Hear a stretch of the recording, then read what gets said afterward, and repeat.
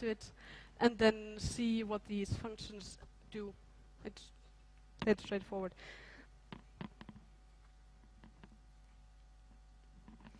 Then there was a funny bug in GCC before version 4. Fefe already mentioned that in his talk. But GCC, the C++ compiler of GCC before version 4, managed to always generate code that contained a race condition. So the programmer didn't have to do anything wrong at all, and still there would be a race condition, and you couldn't see it from a C code. So what this says is this is a local static. This gets initialized exactly once the first time that somebody calls this function. And GCC generates code from this like that. It introduces an extra variable, a helper variable, a kind of flag that says, yeah, it has been initialized, don't bother to do it again. And it loads the helper, tests it here. Then here's the initialization. Well, the call that retrieves the value for the initialization. The value gets written to a static local variable. Then you load the helper again from memory and lock down that helper by just setting the flag. So here's what may happen. There may be two threads accessing this function for the first time simultaneously, albeit a bit with a bit of delay. So the first one reads from memory that flag helper variable, sees that it isn't set, gets past this test, everything's fine. Actually gets around to initializing our local static variable, but the helper variable is still 0 because it hasn't been updated. So at this point, the second thread comes in, gets scheduled in for whatever reason the scheduler decided to move it in. But that's the thing, you always, if you're writing multi-threaded code, always assume that your code can get interrupted at any point in time. So it also retrieves the value of the flag from the memory, sees, well, it may get scheduled out at that point, it may not, doesn't really matter. Eventually, the first thread will get around to setting the flag and leaving, but at this point, the second thread has already retrieved the value from memory and uses it and gets past the test, even though the variable has already been initialized once, and it initializes it again, which really sucks because local static means that it gets initialized exactly one, and the programmer is supposed to be able to rely on that. And the reason that got fixed in GC4 is that somebody actually filed a bug where the local static int was an object, and this way of generating codes ended up calling both a constructor and a destructor twice. Not good. So don't do that. And here's a thing again. With race conditions and with concurrent execution, all kinds of things that you take for granted can suddenly happen, unless you guard against it properly. Which, well, I don't want to bash programmers because it's really hard to get synchronization right. And if you told me to write a multi-threaded something right now, I'd probably make a million mistakes and introduce dozens of race conditions too. So,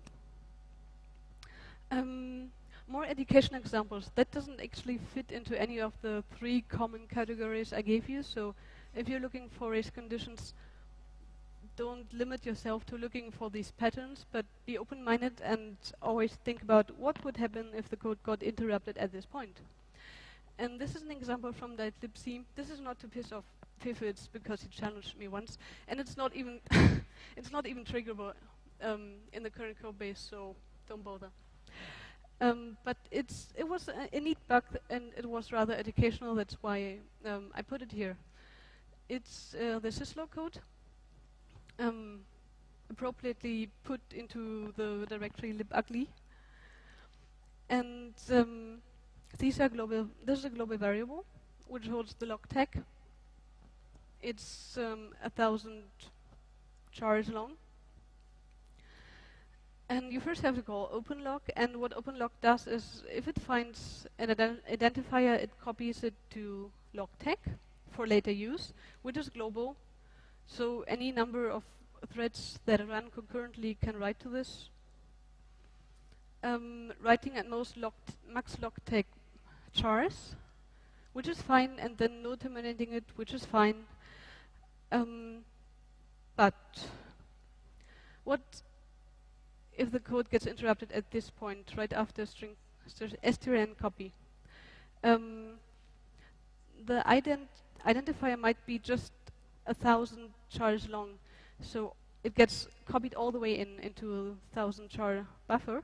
So at this point, you have a runaway buffer, and depending on what's after that, you have an arbitrarily long string.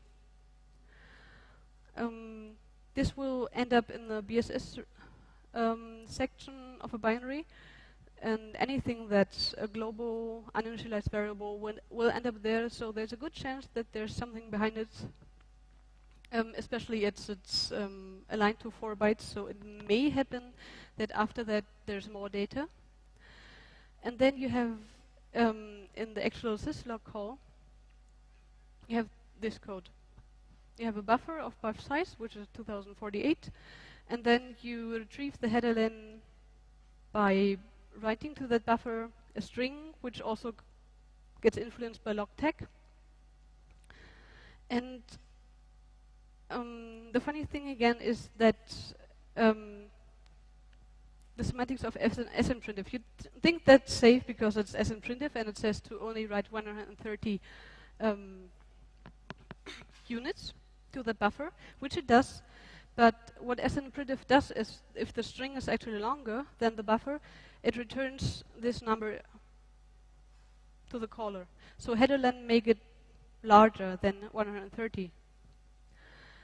And this is something that the code doesn't take into account, and it uses header len later to compute an offset into the buffer and give a number of bytes to write to that buffer. So this can get very large. It writes beyond the buffer, even though you thought you were safe, and all only because the code can get interrupted here, which it can actually not, because every call to that syslog function is protected by a mutex, but still it's educational. And just to see how seemingly innocent and correct code constructs can have disastrous effects.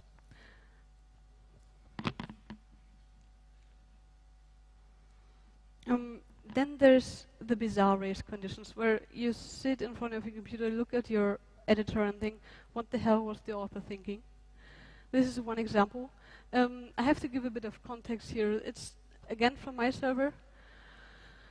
It's contained in the method server terminate, which is not a deconstructor, which is important for the bug to be interesting. It locks that structure, so it can access it, which it does, and then unlocks it, and then it deletes the mutex. So it frees the memory where the mutex resists, which is just plain stupid, because either you assume that the that this data structure can get accessed by several threads at a time, then you have to assume that they all use the mutex, because if one doesn't, then you're screwed. And if you assume that at the same time some other thread may access the mutex, it's a really bad idea to just delete it in the middle of it. And I tried to track that, and I think it might actually be exploitable, because the only threads that can make threads mutex get executed are contained in this data structure, and they're cleared here, but they're created using new, which means they're residing on the heap, and clear doesn't guarantee that the memory gets freed though. So it's still there, and they may still be running.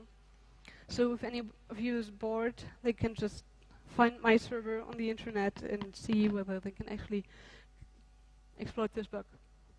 There's even more in there. Even the mutex objects in that code have race conditions. That's really a stunt. Okay, let's come to some really high-level general advice on finding RCs. Look out for resources that are not obviously shared. So the programmer may not be aware that they need to log. If they have some, if they think about the design of their multi-threaded program and say, okay, I need this global variable to be shared among the threads, it's likely that they're thinking about synchronization. But there's quite a lot of libc function calls still that use static variables internally, like syslog, like the famous string search functions. And the programmer may just not be aware of that. So look out for these function calls and just think hard every time you read code about which resources the code uses that may not look shared, but they are. This also applies to, I don't know, devices, shared memory sections, stuff like that. One other thing I found useful is to look out for constructs that indicate that you're dealing with a singleton object, which is a well-known pattern from object-oriented programming. And it basically makes the object itself into a global kind of variable because it gets initialized once, and then every time somebody accesses it, it just returns the same instance. So every time you see something like instance of getting called, make a mental note that this is actually a global shared data structure, quite likely.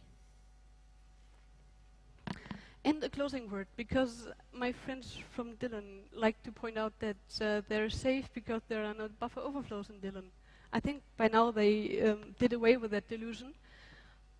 But it's the same with race conditions. Do not assume either when writing or auditing code that the software is safe just because it's not multi-threaded. As I said, there's race conditions that occur just with processes involved. And don't think you're safe just because it's not written in C and C++. While you can make huge mistakes in C and C++, as we've seen, even also Perl and almost just pretty much any language can introduce race conditions, and even the famous Erlang, which I'm personally very fond of, is not safe because it may not have shared data, but there's still the possibility of logic faults being introduced by race conditions. So look out for all of them. They're out to get you.